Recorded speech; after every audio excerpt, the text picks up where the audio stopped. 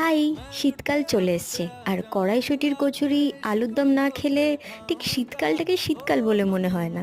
তো সেই জন্য সেদিনকে ছুটির দিনে বানিয়ে ফেলেছিলাম আমি, বৌদি আর ভাইজি মিলে কড়াইশুঁটির কচুরি আর গোটা আলু, ছোট ছোট আলু দিয়ে ভাজা মশলা দিয়ে আলুর দম। আলুর দমটা ছিল নিরামিষ, টমেটো আদার পেস্ট দিয়ে আলুর দমটা তৈরি করা হয়েছিল। আর এর আগের ক্লিপগুলো আমার নেওয়া হয়নি, তো আমি বলে দিচ্ছি।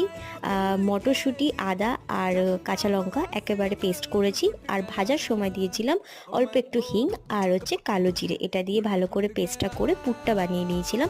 আর কি করে ভরছে দেখতেই পাচ্ছ, আমার ওই ছোট্ট ভাইজি ও হেল্প করেছে অনেকটা।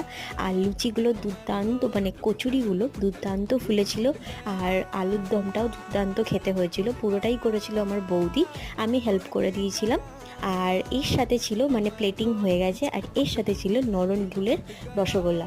যা হয়েছিল না, কি আর বলবো, জিভে জল চলে